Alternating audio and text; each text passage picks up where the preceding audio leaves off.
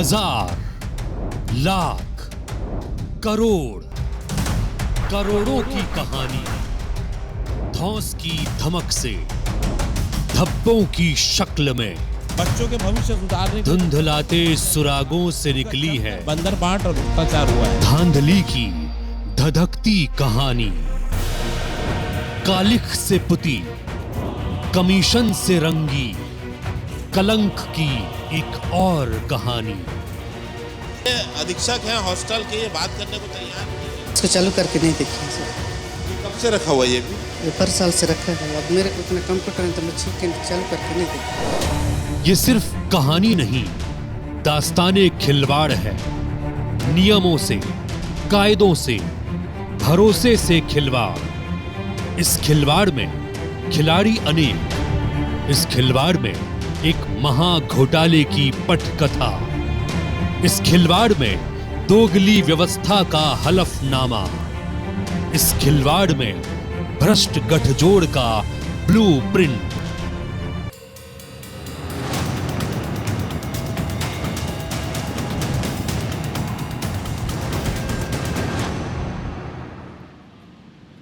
नमस्कार, मैं हूं आपके साथ अविनाश कर और आप देख रहे हैं IBC 24।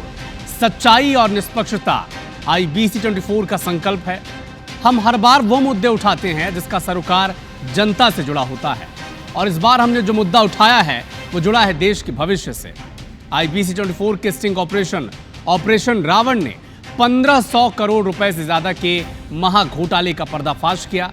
इस महाघोटाले के तार जुड़े थे बस्तर से लेकर सरगुजा तक। प्रदेश के सैकड़ों आदिवासी हॉस्टल और आश्रम शालाएं इस महाघोटाले के टारगेट पर थे। तो सवाल यह है कि आखिर यह घोटाला हुआ कैसे, कौन थे इसके पीछे, और अब तक इस पर क्या कार्रवाई हुई है। तो चलिए आपको पहले बताते हैं इस सनसनीखेज खुलासे की पूरी कहानी इस रिपोर्ट में।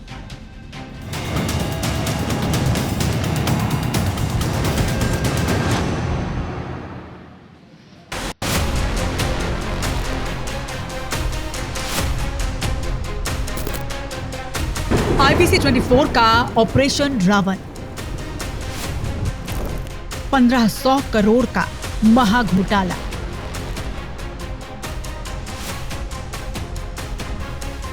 छत्तीसगढ़ के आदिवासी अंचलों में विकास के नाम पर लूट का खेल चल रहा था। IBC 24 के ऑपरेशन रावण ने बस्तर से सरगुजा तक फैले भ्रष्टाचार के एक ऐसे जाल का खुलासा किया जिसने सरकारी खजानों को चूना लगाया। 2020 से 2023 के बीच आदिवासी क्षेत्रों में हॉस्टल और आश्रमों के निर्माण के नाम पर कागजों में करोड़ों की खरीदारी दिखाकर इस घोटाले को अंजाम दिया गया। बस्तर से सरगुजा तक IBC 24 की टीम ने 10 दिन 2400 किलोमीटर की यात्रा, 15 लोकेशनों और 8 जिलों में जमीनी पड़ताल की। इस जांच में सामने आया कि सामान सप्लाई, कंप्यूटर खरीदी और लाइब्रेरी स्थापना के नाम पर सरकारी पैसों की जमकर लूट की गई। लेकिन सबसे चौंकाने वाला खुलासा, सारे ठेके एक ही परिवार की कंपनियों को दिए गए। अंबिकापुर का चौबे परिवार इस महाघोटाले का मास्टरमाइंड निकला। एक परिवार, अलग अलग फर्म्स और कंपनियों की फौज। इनके नाम पर बने दर्जनों फर्म्स को सामान सप्लाई, कंप्यूटर और लाइब्रेरी के ठेके दिए गए। लेकिन हकीकत, कई जगह तो लाइब्रेरी और कंप्यूटर लैब्स का कोई अता पता नहीं। कागजों में करोड़ों का सामान सप्लाई दिखाया गया, लेकिन जमीनी हकीकत कुछ और ही कहानी बयां करती है। ये देखिए करोड़ों रुपए आता है, क्या स्थिति है देखिए, ये मैट्रेस की स्थिति है। इस मैट्रेस को देखिए, इसमें देखिए कीड़े घूम रहे हैं इसमें, और बच्चे यहाँ पे सो रहे हैं। नुमा टेबल तो है, लेकिन यहाँ पर कहीं भी कंप्यूटर नहीं है। कंप्यूटर सप्लाई के नाम पर यहाँ पर बड़ा भ्रष्टाचार हुआ है। वहाँ पर भ्रष्टाचार है, लेकिन एक ऐसा इलाका है दरभा का, बस्तर का एक ऐसा क्षेत्र जो कंप्यूटर शिक्षा से काफी अछूता है। कंप्यूटर की शिक्षा दे रही? नहीं दे रही। लैब है या हॉस्टल में कोई? कंप्यूटर का रूम है कोई? नहीं है सर। 2 करोड़ रुपए, आपको परिसर भी दिखाते जाऊं। इन मैट्रिक जो छात्रावास होते हैं, यहाँ पर खेल मैदान बनाने के लिए, वॉलीबॉल ग्राउंड बनाने के लिए, वॉलीबॉल कोर्ट बनाने के लिए 2 करोड़ रुपए दिया गया था। लेकिन स्थिति आप देख सकते हैं कि पूरा का पूरा यहाँ पर कच्चा मैदान है। तो ये आप कंप्यूटर का हाल देख सकते हैं, मेरे कैमरामैन आपको दिखाएंगे। मुझे नहीं लगता कि ये चालू अभी सत्र में हुआ होगा। साल 2020-21 में ये यहाँ पर दिया गया था। ऑपरेशन रावण ने खुलासा किया कि कैसे फर्जी बिल बनाए गए, सामान की खरीदी सिर्फ कागजों पर हुई और ठेकेदारों ने करोड़ों रुपए हड़प लिए। सवाल उठता है, क्या इस घोटाले में बड़े राजनेता भी शामिल थे? क्या इसलिए जांच की रफ्तार धीमी है? IBC 24 के खुलासे के बाद सरकार ने जांच के आदेश तो दिए, लेकिन अब तक कोई बड़ा चेहरा सामने नहीं आया। कुछ छोटे अधिकारियों पर कार्रवाई की बात जरूर सामने आई, लेकिन क्या ये जनता को गुमराह करने की कोशिश है? सवाल ये भी है कि क्या इस घोटाले की जड़ें पूर्ववर्ती कांग्रेस सरकार तक जाती है, जैसा कि बीजेपी का दावा है। ऑपरेशन रावण ने छत्तीसगढ़ में भ्रष्टाचार की काली सच्चाई को सामने ला दिया, लेकिन सवाल वही है, क्या इस घोटाले के असली गुनहगार पकड़े जाएंगे? क्या जनता को इंसाफ मिलेगा? और सबसे बड़ा सवाल, क्या सरकार इस जांच को सिर्फ कागजों तक सीमित रखेगी? IBC 24 इस मुद्दे को तब तक उठाता रहेगा जब तक सच पूरी तरह सामने नहीं आ जाता। Bureau report, IBC 24। इस घोटाले ने प्रदेश में हड़कंप मचा दिया है। सियासी गलियारों में इसकी खूब चर्चा है। खुद प्रदेश के मुखिया विष्णुदेव साय ने इस पर कड़ा रुख अपनाते हुए जांच का वादा किया है, जबकि बीजेपी नेताओं ने पूर्ववर्ती कांग्रेस सरकार पर टारगेट किया है। एक रिपोर्ट आप इसी पर आधारित जरूर देखें।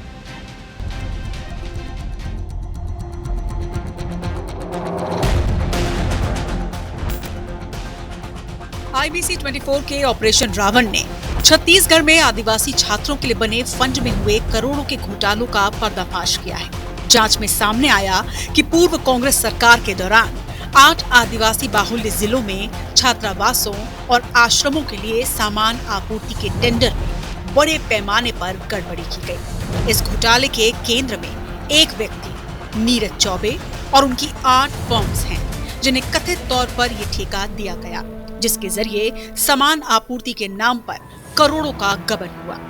मुख्यमंत्री विष्णुदेव साय ने IBC 24 के ऑपरेशन रावण के खुलासे को गंभीरता से लिया है और कहा कि इस मामले में विस्तृत जानकारी मंगवाई जा रही है। पुलिस के कार्यकाल में छत्तीसगढ़ जो आदिवासी हॉस्टल आश्रम है, सैकड़ों करोड़ को सप्लाई हुआ है। हमने 2000 किलोमीटर घूम के ऑपरेशन रावण से उसका भंडा फोड़ किया है। लगभग 300-400 करोड़ का सीधा स्कैम है सर सप्लाई में। चलिए हम उसकी जानकारी मंगा लेते हैं।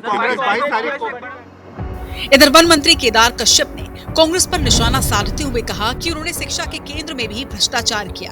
वहीं छत्तीसगढ़ बीजेपी के प्रदेश अध्यक्ष किरण सिंहदेव ने कहा कि प्रदेश सरकार इस मामले में बेहद संवेदनशील है और मुख्यमंत्री ने इस पर तुरंत संज्ञान लिया है।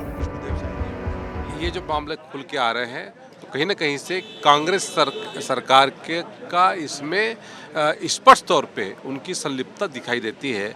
और मैं इस तरह की घटना न हो, क्योंकि हमारी सरकार में हम लोगों ने जिस तरीके से हॉस्टल आश्रम की व्यवस्था को सुदृढ़ करने का काम किया था, वहीं दूसरी ओर कांग्रेस ने जिस तरीके से बद से बदतर करने, बदहाल करने की स्थिति में लेकर के आया, ये बड़ा दुर्भाग्यपूर्ण। ये स्पष्ट है कि कांग्रेस की सरकार के समय में जिस तरीके से ऐसे तत्वों को बहुत संरक्षण मिलता था, ये संरक्षण भारतीय जनता पार्टी की सरकार में नहीं होगी। कार्रवाई इसमें होगी? बिल्कुल कार्रवाई होनी चाहिए। हमने बार बार इस बात को कहा है कि पूर्ववर्ती कांग्रेस की सरकार में किस तरीके से केंद्र के शासन की योजनाओं का जिस तरीके से भ्रष्टाचार हुआ और खुद जो घोषणाएं की उसको अमल नहीं किए, तो ये सारे सब जानते हैं। आपने खुद भ्रमण किया है सर, तो इसमें कार्रवाई होते अभी तक नहीं दिख रही। डेफिनेटली आदिवासी बच्चों का है। नहीं, ये सब होगा निश्चित रूप से। आदरणीय मुख्यमंत्री जी बड़े संवेदनशील है, विष्णुदेव साय जी, और इसमें निश्चित रूप से संज्ञान ले रहे हैं। प्रदेश सरकार इस मामले में संवेदनशील है। मुख्यमंत्री विष्णुदेव साय ने इस पर संज्ञान लिया और दोषियों के खिलाफ कार्रवाई होगी।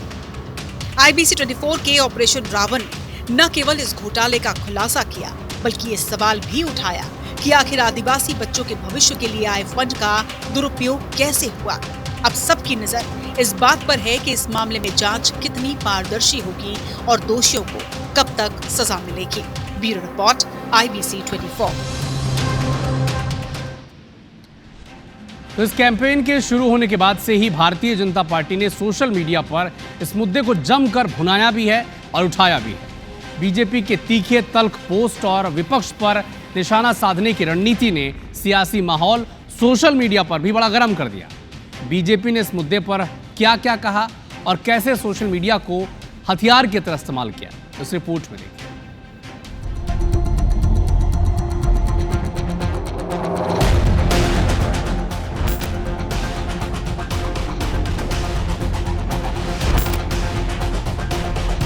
IBC 24 के ऑपरेशन रावण कैंपेन ने छत्तीसगढ़ की सियासत में भूचाल ला दिया है। इस कैंपेन के तहत भ्रष्टाचार और अनियमितताओं के खिलाफ कार्रवाई की बात कही जा रही है। बीजेपी ने इसे विपक्ष, खासकर कांग्रेस के खिलाफ एक बड़े हथियार के रूप में इस्तेमाल किया है। छत्तीसगढ़ बीजेपी के एक्स हैंडल से 17 जुलाई 2025 को एक पोस्ट शेयर किया गया, जिसमें लिखा था कि घोटालेबाज कांग्रेस का एक और महा घोटाला सामने आया। भूपेश राज में साल 2020 से 2023 तक बस्तर और सरगुजा के आदिवासी हॉस्टल और आश्रमों के लिए करोड़ों की खरीदी में 1500 करोड़ के महा घोटाले का खुलासा हुआ। सारी खरीदी केवल कागजों में हुई है। दूसरा पोस्ट 18 जुलाई को प्रदेश के डिप्टी सीएम अरुण साव का सामने आया। उन्होंने IBC 24 के ऑपरेशन रावण की तारीफ की और एक्स हैंडल पर लिखा कि भूपेश सरकार में हुए 1500 करोड़ के महा घोटाले का IBC 24 ने खुलासा किया। साल 2020 से 2023 के बीच बस्तर और सरगुजा के आदिवासी क्षेत्रों में बने हॉस्टल और आश्रमों में कागजों में ही करोड़ों की खरीदी दिखाकर महा घोटाले को अंजाम दिया गया। इस महा घोटाले में कांग्रेस के विधायकों द्वारा जमकर कमीशन खोरी और लूट मचाया गया। वहीं बीजेपी ने 18 जुलाई को एक बार फिर से कांग्रेस सरकार को घेरा। बीजेपी ने पोस्ट किया, ऑपरेशन रावण से हुआ भूपेश राज के 1500 करोड़ के महा घोटाले का पर्दाफाश। कोंटा के कांग्रेस के विधायक और पूर्व आबकारी मंत्री कवासी लखमा ने लाइब्रेरी स्थापना और खेलकूद सामग्री के नाम पर करोड़ों के सामान की मांग का प्रस्ताव भेजा। इन पोस्ट के जरिए बीजेपी ने ऑपरेशन रावण को भ्रष्टाचार के खिलाफ लड़ाई का प्रतीक बना दिया। हालांकि पूर्व सीएम भूपेश बघेल ने इन आरोपों को खारिज करते हुए एक अलग ही तर्क दे दिया। ये केवल आरोप लगाने भर का काम नहीं है। जो ठेका में ये लोग करते थे ना, वो स्व सहायता समूह की बहनों के द्वारा हमने कराया। वहीं उन्हीं के लोग वहीं सामग्री प्रदान कर रहे थे, तो उनको रोजगार भी मिला और सही सामान मिला। छत्तीसगढ़ बीजेपी ने ऑपरेशन रावण को सोशल मीडिया पर एक सियासी हथियार की तरह इस्तेमाल किया, जिससे राज्य की राजनीति में हलचल मच गई। बीजेपी जहां इसे भ्रष्टाचार के खिलाफ जंग बता रही है, तो कांग्रेस का इस पर स्टैंड साफ नहीं है। Bureau report, IBC 24। तो IBC 24 के खुलासे के बाद सरकार सख्त है, बीजेपी विपक्ष पर हमलावर है। लेकिन इसी बीच एक और खुलासा सामने आया, जहां आदिवासी बच्चों को डिजिटल एजुकेशन से जोड़ने के नाम पर एक बड़ा फर्जीवाड़ा हुआ है। सरगुजा में 1.5 लाख के इंटर एक्टिव पैनल को करीब 10 लाख रुपए में खरीदा गया। जैम पोर्टल से हुई इस खरीदी पर कांग्रेस ने भ्रष्टाचार के आरोप लगाए हैं। वहीं अधिकारी नियम के मुताबिक खरीदी बताकर सब कुछ ठीक होने का दावा कर रहे हैं। एक रिपोर्ट आप देखें।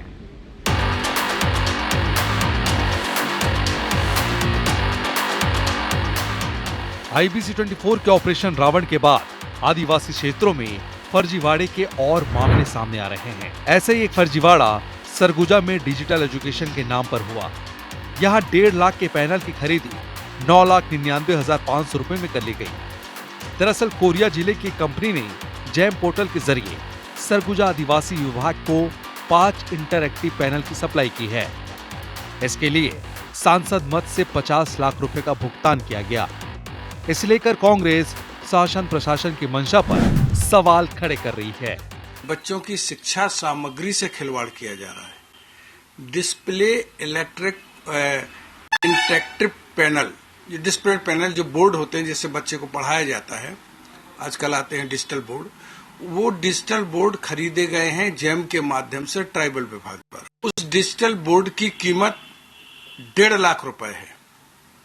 बाजार में उसकी कीमत सामान्यतः 1.5 लाख रुपए है। इतना भ्रष्टाचार जो हुआ है, इसकी जांच आवश्यक है, क्योंकि ये मात्र भ्रष्टाचार ही नहीं है, ये बच्चों की भविष्य के साथ खिलवाड़ है। भ्रष्टाचार के आरोप पर अब विभाग सफाई देता नजर आ रहा है। आदिवासी विकास विभाग के आयुक्त का कहना है कि ये खरीदी क्रय अधिनियम के तहत नियमों का पालन करते हुए की गई है। इसमें सिर्फ इंटरएक्टिव पैनल ही नहीं बल्कि प्रोफेशनल स्पीकर, बुक रीडर और इंटरएक्टिव पैनल कंट्रोलर के साथ 8 सामग्रियों की सप्लाई की गई है। विभाग का ये भी दावा है कि इस मामले में किसी तरह की गड़बड़ी नहीं की गई। एक्चुअल में एलईडी का नहीं है, वो इंटरएक्टिव पैनल का है। उसमें इंटरएक्टिव पैनल के साथ साथ उसका सीपीयू है और उसमें मॉनिटर है, माइक है और 12K का कंट्रोलर है। ये सारी चीजें मिलाकर के कुल 8 आइटम क्रय किया गया है, जिसमें भंडार क्रय नियमों का पालन करते हुए जेम के माध्यम से खरीदी की गई है और ये 5 संस्थाओं के लिए की गई है। अधिकारी भले ही सब कुछ नियम अनुरूप होने का दावा कर रहे हैं, लेकिन इस तरह के मामलों से ये तो साफ है कि बेहतर और पारदर्शी खरीदी के लिए बनाए गए जैम पोर्टल के नाम पर सरकार को जमकर चूना लगाया जा रहा है। अभिषेक सोनी, IBC 24, अंबिकापुर। तो सरगुजा से लेकर बस्तर तक पूरी कोशिश थी कि कैसे आदिवासी बच्चों को कि उनके हकों को, उनके संसाधनों पर लूट की जाए, लेकिन IBC 24 जो सरोकारों की पत्रकारिता करता है उसने बेड़ा उठाया, ऑपरेशन रावण चलाया और एक एक फर्जीवाड़े का खुलासा किया है। सरकार भी इस पर प्रतिक्रिया दे रही है और हमारी कोशिश है कि जब तक जिम्मेदारों तक उनकी बात न पहुंच जाए, छात्रों तक, उन बच्चों तक, उन आदिवासी स्टूडेंट्स तक, जब तक उनका हक का संसाधन न पहुंच जाए, ये कार्रवाई, ये ऑपरेशन हम लगातार दिखाते रहेंगे और जिम्मेदारों से जवाब भी मांगेंगे कि आखिर इस पर क्या कार्रवाई हुई है, क्योंकि सवाल आपका है। नमस्कार।